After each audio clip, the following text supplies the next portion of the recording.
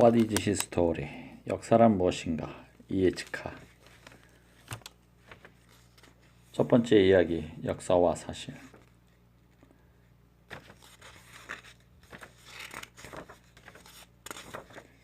역사란 무엇인가?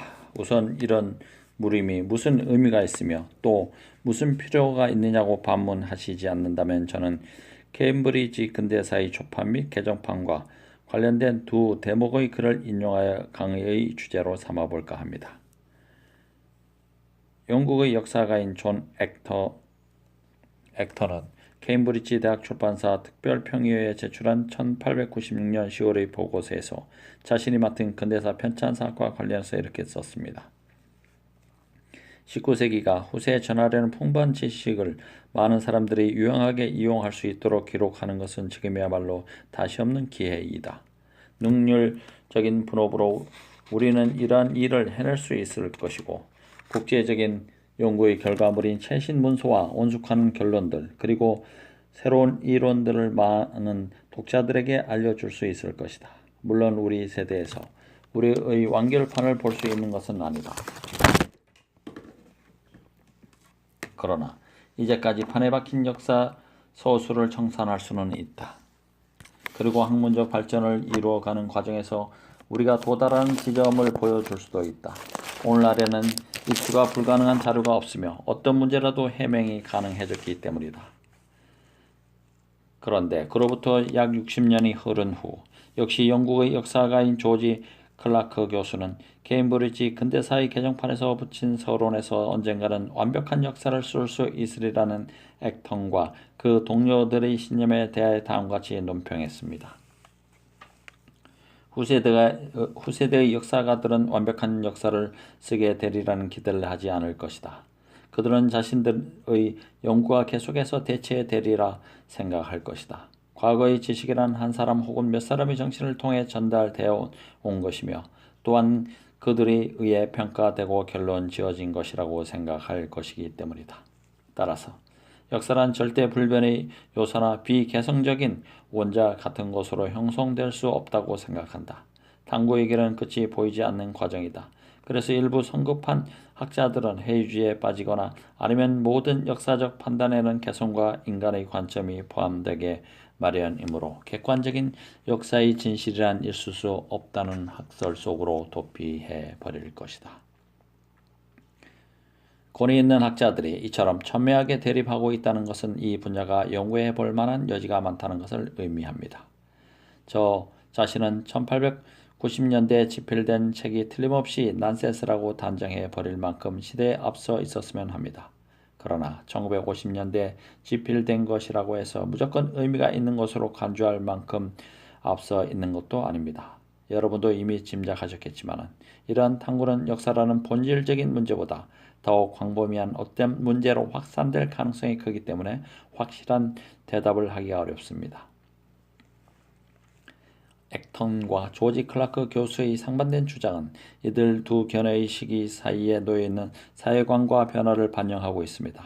액턴은 빅토리아 시대 후기의 긍정적인 신념과 냉정한 자신감을 표명하고 있는데 반해 조지 클라크 교수는 비트 세대의 불안감과 산만한 회의주의를 반영하고 있다고 볼 수 있습니다. 역사란 무엇인가? 라는 질문에 대한 우리의 답은 의식적이든 무의식적이든 자신이 처해 있는 시대적 상황을 반영하게 됩니다. 물론 이것은 좀 더 광범위한 문제에 대한 답변의 일부에 불과합니다만 우리가 살고 있는 사회를 어떤 관점에서 보고 있느냐라는 측면에서 대답을 하게 된다는 것입니다. 지금 제가 서술하고 있는 이런 주제가 극히 사소하게 보일지도 모르겠습니다. 그러나 저는 그다지 개의치 않습니다. 다만 이처럼 방대하고 중대한 문제를 들고 나왔다는 것이 주제 넘은 게 아닌지 염려될 뿐입니다. 19세기는 사실을 매우 존중했던 시대였습니다. 찰스 디킨슨의 소설 어려운 시절에 등장하는 그랜드 그라인드는 내가 바라는 것은 사실이다. 인생이 필요한 것은 오직 사실뿐이라고 말하고 있습니다. 19세기의 역사가들도 대체로 그와 같은 의견을 가지고 있습니다. 1830년대 독일의 역사가인 레오폴트 폰 랑케 도덕주의적 역사에 대해 정당한 항의를 제기했습니다. 그는 역사가 인물한 사실을 원래 있었던 그대로 보여주는 데 있다고 말한 바 있습니다. 이렇게 보면 그다지 심오한 말이 아닌 것 같은데도 이 경고는 커다란 파장을 일으켰습니다. 독일과 영국, 프랑스 등지의 역사가들은 거의 3세기에 걸쳐 사실을 원래 있었던 그대로라는 마술적인 문구를 주문처럼 외우고 다녔습니다.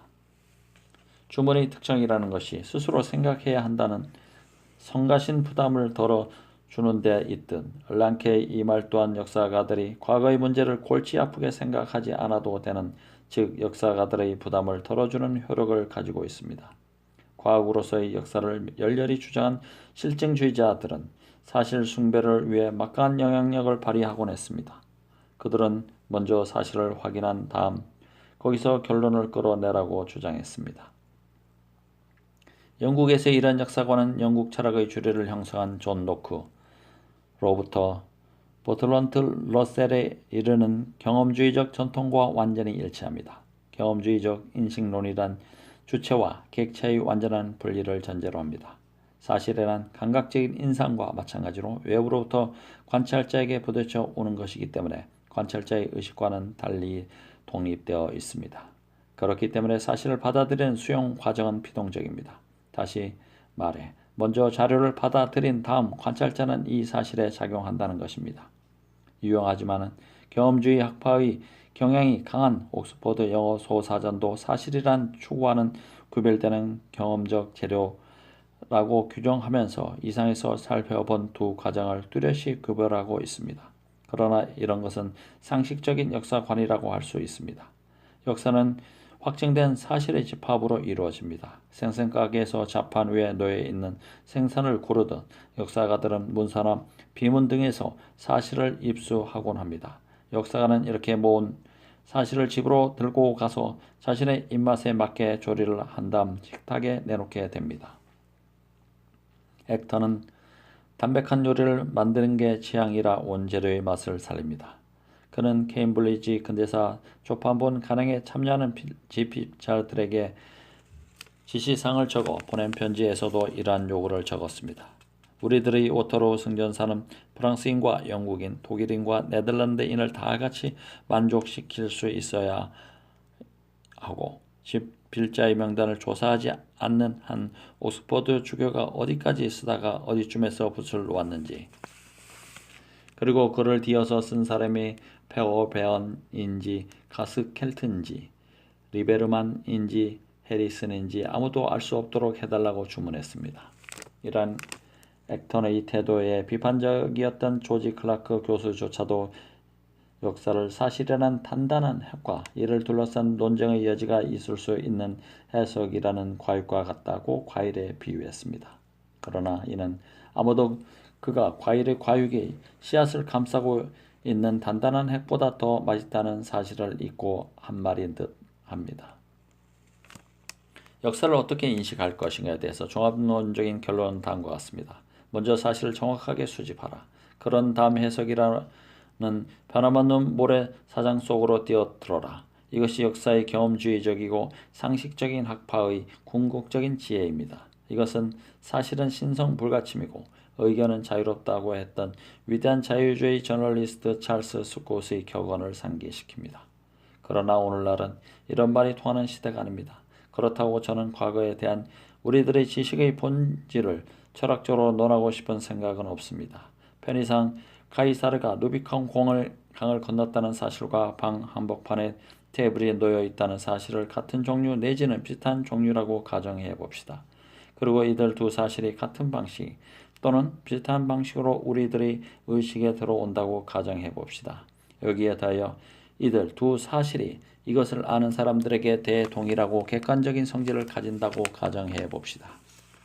물론 이 가정은 대담하긴 하지만 그럴듯한 가정은 아닙니다. 이런 가정을 한다 해도 과거에 관한 모든 사실이 반드시 역사적 사실이 되는 것도 아니고 또 모든 사실이 다 역사가에 의해 역사적 사실로 다루어지는 것이 아니라는 어려움도 부딪히게 될 것입니다.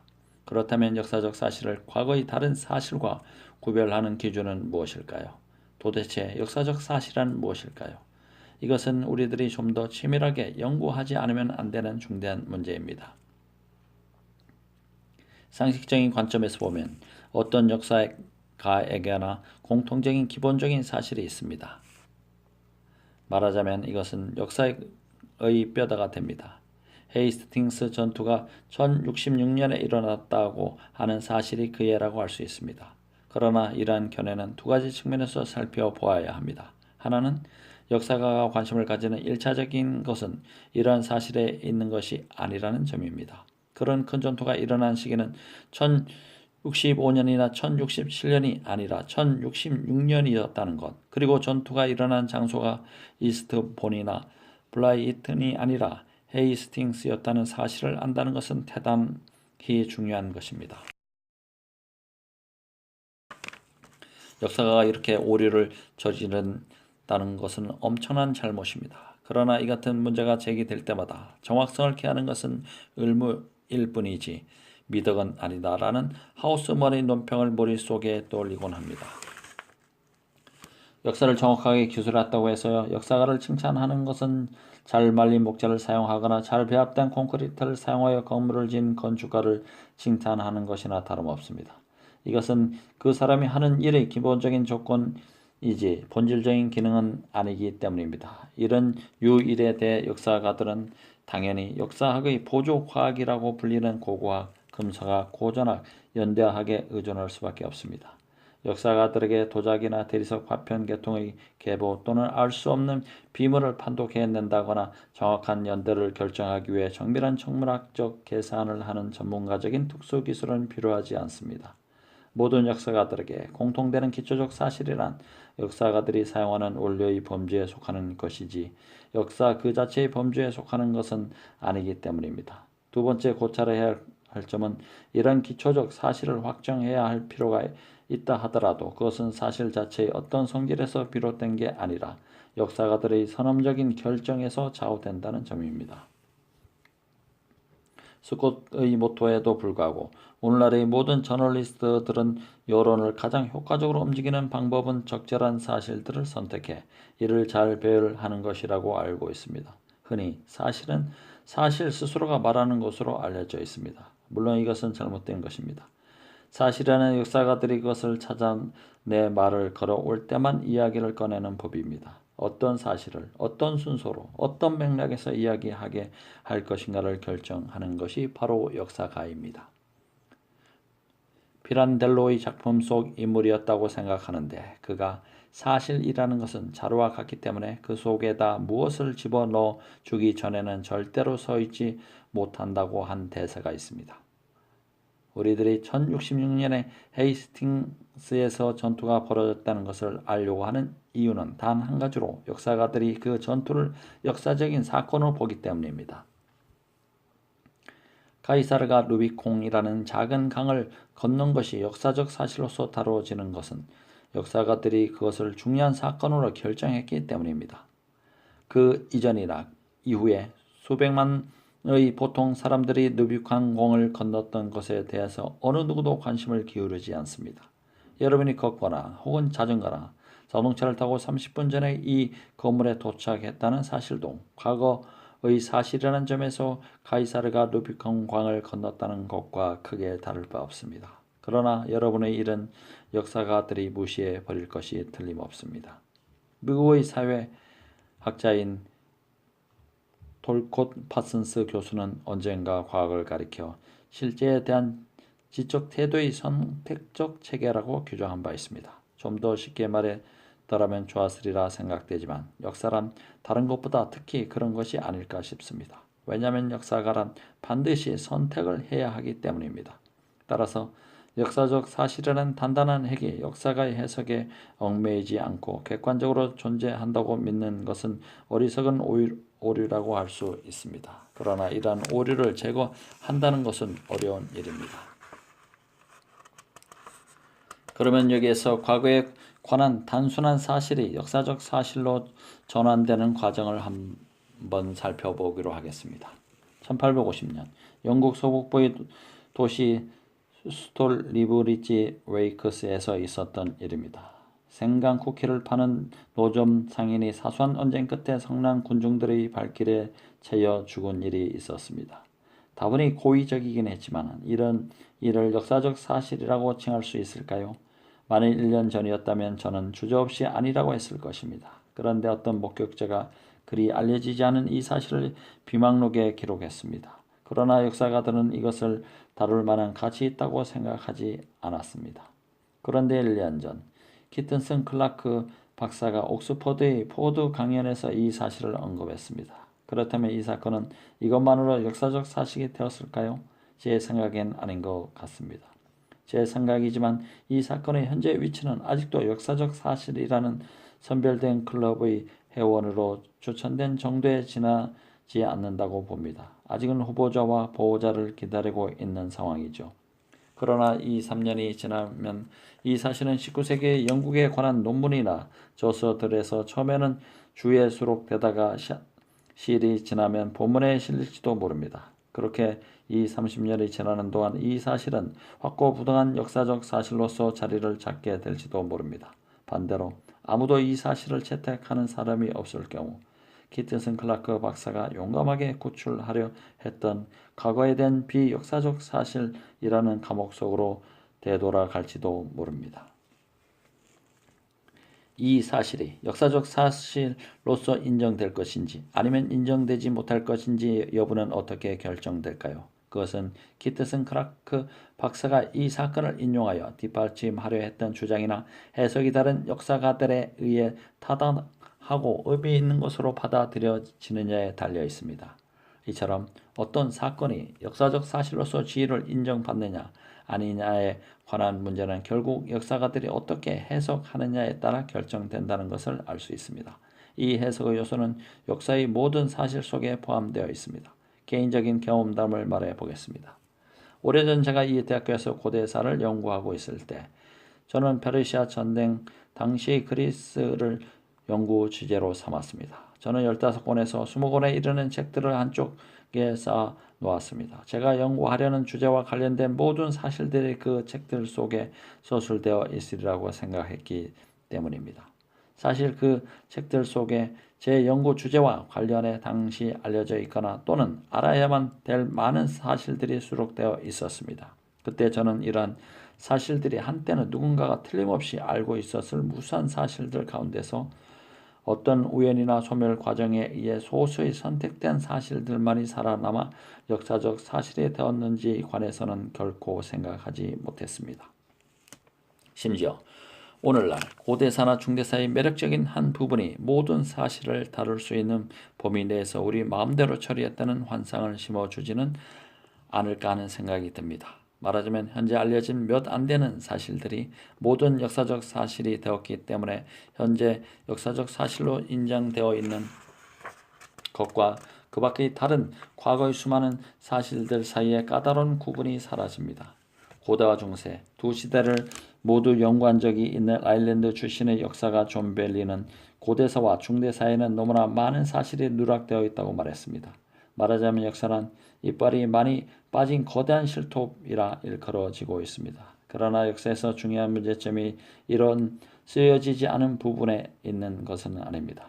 우리에게 기원전 5세기의 그리스 모습이 불완전한 이유는 많은 부분이 우연히 분실되었기 때문이 아니라 대체로 아테네 시의 극소수 시민 집단에 의해 역사가 만들어졌기 때문입니다. 우리는 기원전 5세기의 그리스가 아테네 시민들에게 어떤 모습을 비춰줬는지에 대해서는 많은 것을 알고 있습니다. 그러나 페르시아인과 노예, 그 밖의 시민권이 없는 거주자들을 제외하고라도 스파르타인이나 코린트인 또는 테베인의 눈에 그리스가 어떻게 비춰졌는지에 대해서는 아는 것이 거의 없습니다. 요컨대 우리가 알고 있는 모습은 우리를 위해 미리 선택되고 결정되어 있습니다.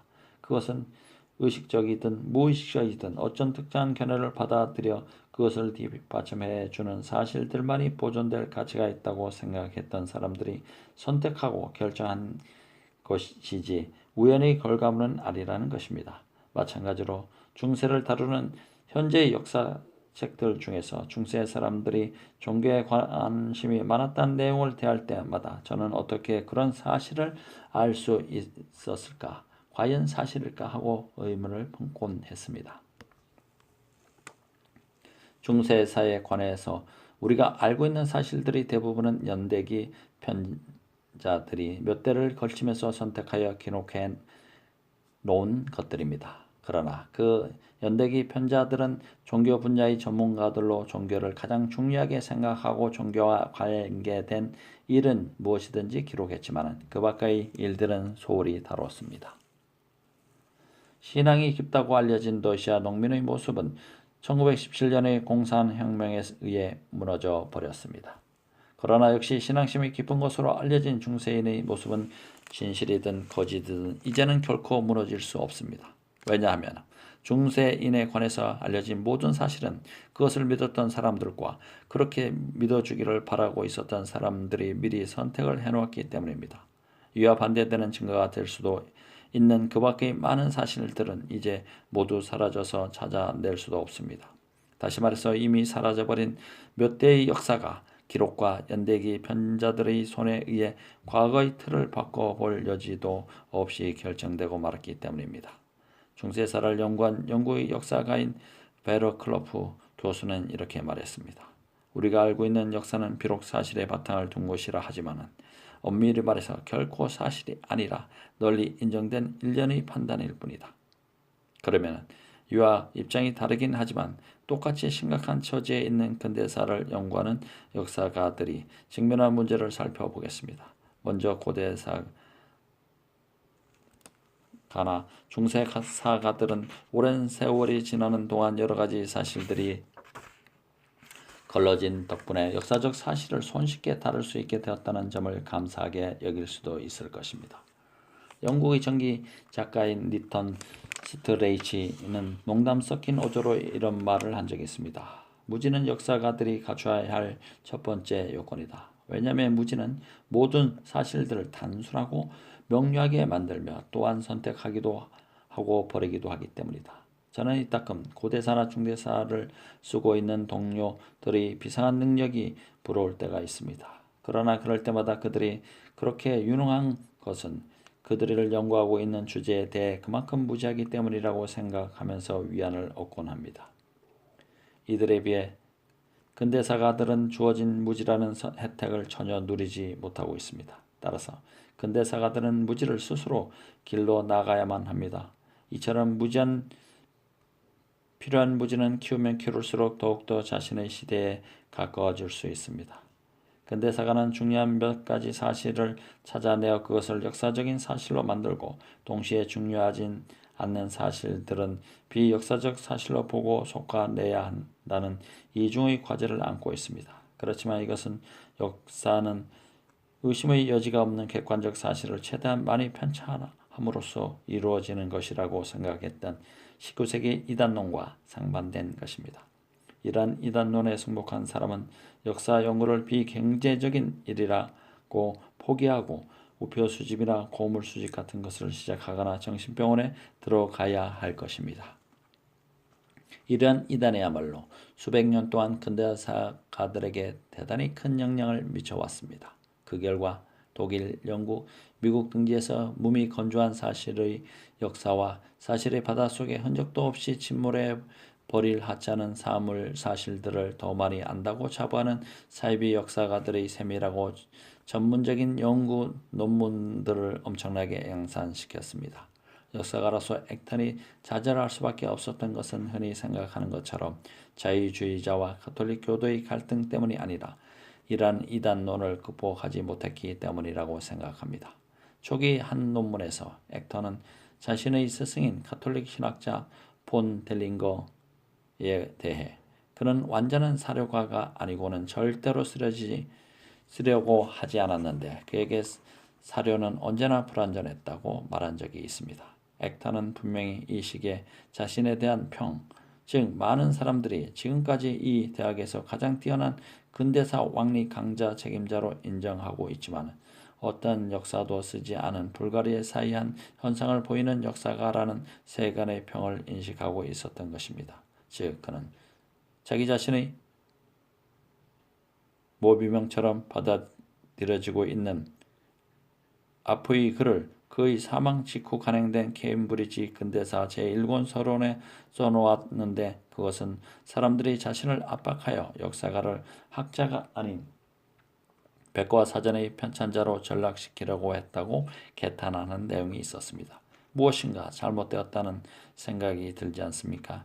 그 잘못이라는 것이 무엇인지 짚어보면 확실히 사실만이 역사의 토대라면서 끊임없이 사실을 수집하려고 했던 신념, 사실이 스스로를 말을 하며 사실은 아무리 많이 모아도 지나치지 않는다는 식의 신념에 빠져 있었다는 것입니다. 당시에는 이러한 신념을 절대적인 신앙처럼 여겼습니다. 그것이 어느 정도 절대적인가 하면 역사란 무엇인가 하는 의문을 제기할 필요가 있다고 생각하는 역사가가 거의 없었습니다. 물론 오늘날에도 일부 역사가들은 이러한 물음이 불필요하다고 생각하고 있지만 말입니다. 19세기에 나타났던 이러한 사실 숭배는 문서 내지는 사료 숭배에 의해 완성되고 정당화되었습니다. 그만큼 문서는 사실이라는 신전에 있는 계약의 궤처럼 숭배받고 있었습니다.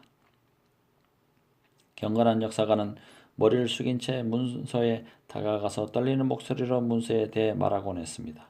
문서가 있으면 그것은 무엇이든지 사실이었습니다. 하지만 우리가 문서를 대할 때 그 문서는 우리에게 무엇을 말해줄까요?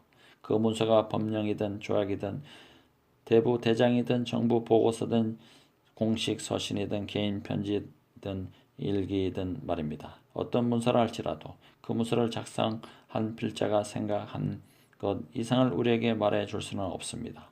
필자가 일어났다고 생각한 일 또는 일어나야 하거나 일어날 것이라고 생각했던 일 그리고 자신이 그렇게 생각했던 것을 다른 사람들도 똑같이 생각해 주기를 바랐던 일 심지어는 자기 혼자만 생각하고 있을 거라고 생각한 일 이외의 것을 우리에게 말해줄 수는 없습니다.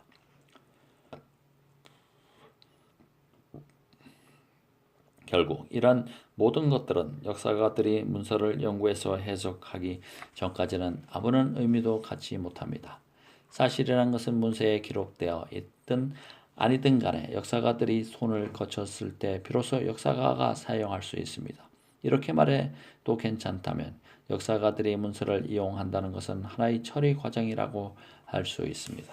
이번에는 우연한 기회에 상세하게 알게 된 한 가지 사례를 들어볼까 합니다. 바이마르 공화국의 외무부 장관이었던 구스타프 슈틀레제만은 1929년 그가 사망했을 때 300상자나 되는 방대한 양의 공식 문서와 비공식 문서 그리고 사적 문서를 남긴 바 있습니다. 이들 문서의 대부분은 그가 외무부 장관을 역임했던 6년 동안의 업무와 관계 있는 것들이었습니다. 당연한 일이지만 그의 친구나 친척들은 이 문서를 활용해 이 위대한 인물을 기리는 기념사업을 추진하려 했습니다. 그의 충직한 비서였던 베른하른트가 이 일에 착수했고 착수한 지 3년 만에 약 300상자 속에서 출현한 문서가 슈틀레제만의 유산이라는 의미 있는 제목의 두꺼운 책으로 나오게 되었습니다. 이 책은 모두 3권으로 각 권마다 600페이지나 되었습니다. 일반적인 경우라면 이런 문서는 지하실이나 다락방 속에 썩었다가 영원히 없어져 버리게 마련입니다. 아니면 100년쯤 후에 어느 호기심 많은 학자가 우연히 발견하여 이를 베른하인트가 펴낸 책과 비교하는 일에 착수하게 되겠죠. 그런데 이보다 더 극적인 일이 일어났습니다. 1945년에 이 문서를 영미 양국 정부가 입수한 것입니다. 그들은 이것을 전부 사진으로 찍어서 그 복사본을 런던의 국립기록보관소와 워싱턴의 국립기록보관소의 학자들이 자유롭게 이용할 수 있도록 했습니다. 그 결과 상당한 끈기와 호기심만 있다면 슈틀레제만이 외무부 장관 재직 시 했던 일들을 정확히 알 수 있게 되었습니다. 사실상 슈틀레제만이 한 일이란 특별한 일도 아니었으며 충격적인 일도 아니었습니다. 슈틀레제만이 사망했을 당시 그의 1년의 서방 정책은 성공적이었다고 평가되었습니다. 예컨대 로카르노 조약, 독일의 국제연맹 가입, 미국의 차관, 연합군의 라인란트 철수를 꼽을 수 있겠지만요. 따라서 이것은 슈틀레제만의 외교 정책 중에서 가장 중요하고 성공적인 사례로 간주되었기 때문에 베른하른트의 문서 선택에서 지나치게 강조되었다 해도 이상한 일이 아니었습니다. 그러나 이에 비해 슈틀레제만의 동방정책, 즉 소련과 관계는 일견 아무런 성과도 없이 끝난 것처럼 보였습니다. 따라서 이렇다 할 만한 성과를 거두지 못한 외교 교섭을 다룬 이 방대한 문서는 그리 흥미를 끌지도 못했을 뿐 아니라 슈트레제만의 명성에 아무런 도움도 되지 못했으므로 보다 엄격하게 선택했을 것입니다. 그러나 실제로 슈트레제만은 베른하른트 선집에서 독자들이 짐작한 것보다 훨씬 크게 소련과의 관계에 비중을 두었으며 이는 그의 외교 정책에서 중요한 부분을 차지했습니다.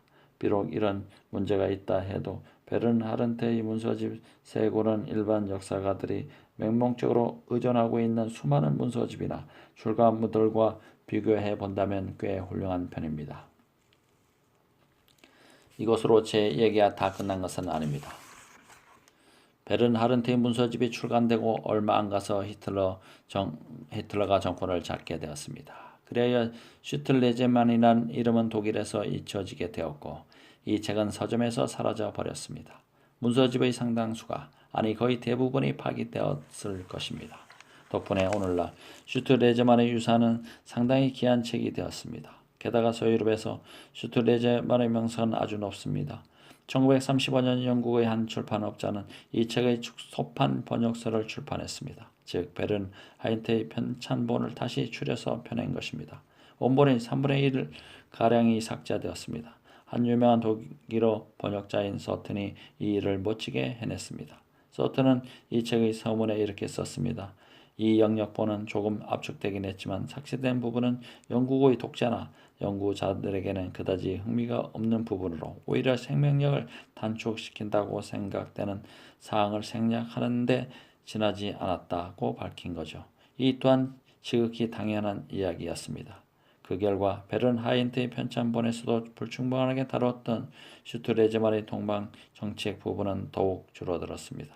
서튼의 책에서는 소련이라는 존재가 슈트레제만의 서방 중심 외교 정책 속에 어쩌다 끼어드는 반갑지 않은 침략자처럼 보이는데 그쳤습니다. 그러나 몇몇 전문가들을 제외한 대부분의 사람들에게 슈틀레제만의 진짜 목소리를 세계 선방에 보여준 사람은 베른하인트가 아니라 서튼이었다 해도 과언이 아닐 것입니다.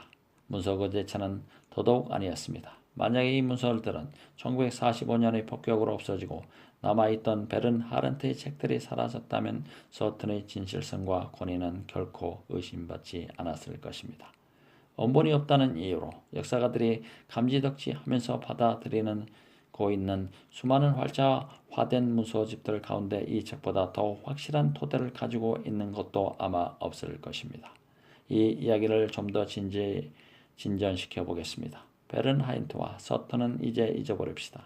그리고 우리가 원하기만 한다면 최근 유럽 역사의 몇몇 주요 사건에 선동적으로 참여했던 한 인물의 신빙성 있는 문서를 참고할 수 있게 된데 감사하는 걸로 만족합시다. 그렇긴 하지만 이들 문서는 우리에게 무엇을 말해주고 있을까요? 무엇보다 이들 문서에는 슈틀레제만과 베를린 주재 소련 대사와의 사이에서 이루어졌던 수백 회에 걸친 회담 기록과 약 20회에 걸친 게오르기 지체린의 회담 기록이 담겨 있습니다. 이와 같은 기록에는 하나의 공통된 특징이 있습니다. 그것은 슈트레제만이 항상 회담에서 주도적 역할을 했고 또 그의 이야기가 언제나 적절하고 설득력이 강했던 것에 반해서 상대방의 이야기는 매우 빈약하고 일관성이 없으며 설득력이 결집되어 있다는 사실입니다. 물론 이것은 외교상의 회담을 다룬 모든 기록에서 흔히 볼 수 있습니다. 이들 문서들은 무엇이 일어나는가를 우리에게 말해주는 것이 아니라 단지 슈틀레제만 본인이 그렇다고 생각한 것, 다른 사람들이 그렇게 생각해 주었으면 하고 그가 바랐던 것, 그렇지 않으면 자신이 그런 일이 일어났다고 생각하고 싶었던 것을 보여줄 뿐입니다. 선별을 시작한 것은 서튼이나 베른하인트가 아니라 바로 슈트레제만 본인이었습니다.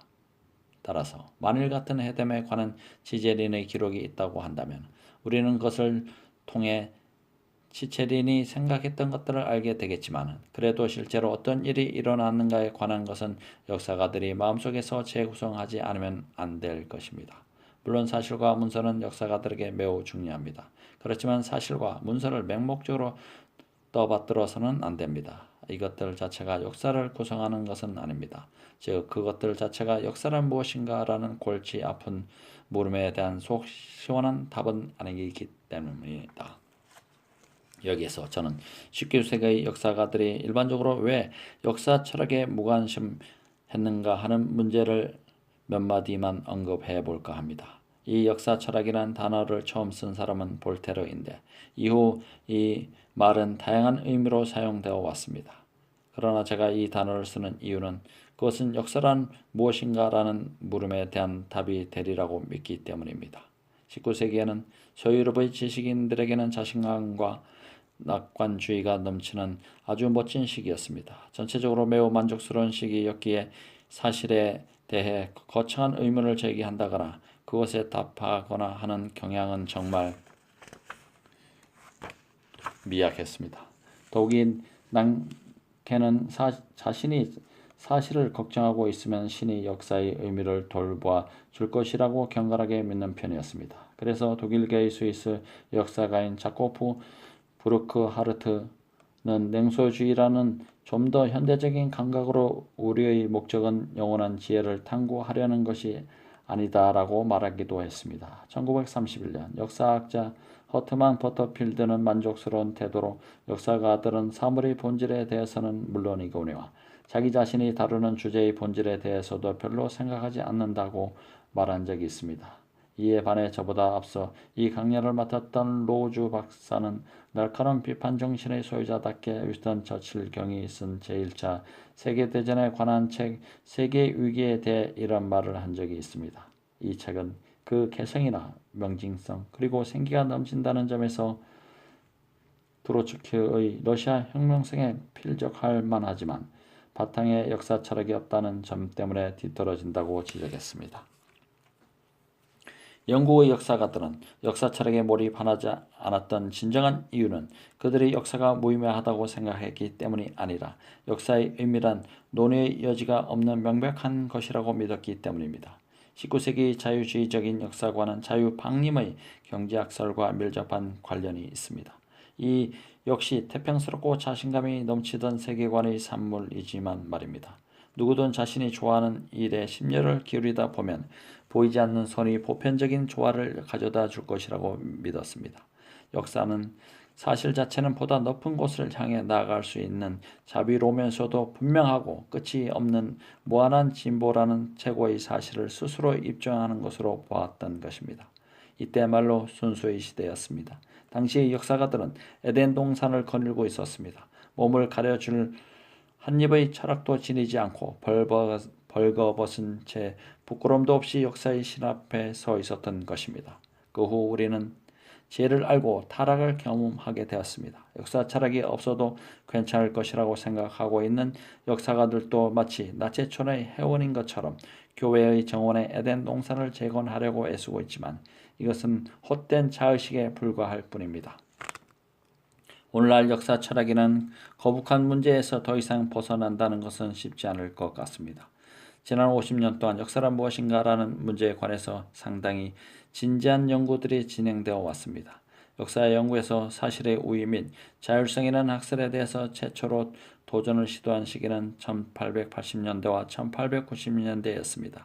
이를 주도했던 국가는 19세기 자유주의 안이한 지배를 뒤엎느라 분투하지 않으면 안 되었던 독일이었습니다. 이러한 도전을 감행했던 철학자들은 그저 이름만 알려져 있는데 이들 중에서 독일의 철학자인 비네름 딜타이 한 사람만이 근래 영국에서 뒤늦게나마 주목을 받고 있습니다. 20세기에 이르기까지 영국은 번영과 자신감이 충만해 있어서 사실 숭배를 공격하는 이단적인 학설에 거의 주의를 기울이지 않았습니다. 그러나 20세기 초에 이르러 변화의 횃불은 이탈리아로 넘어갔습니다. 이탈리아의 철학자이자 역사가인 크로체가 하나의 역사 철학을 제의하기 시작했던 것입니다. 독일 학자들의 커다란 영향을 받은 크로체는 모든 역사는 현대사라고 선언했습니다. 역사란 무엇인가? 역사가와 사실 첫 번째 얘기를 여기서 마치도록 하겠습니다. 감사합니다.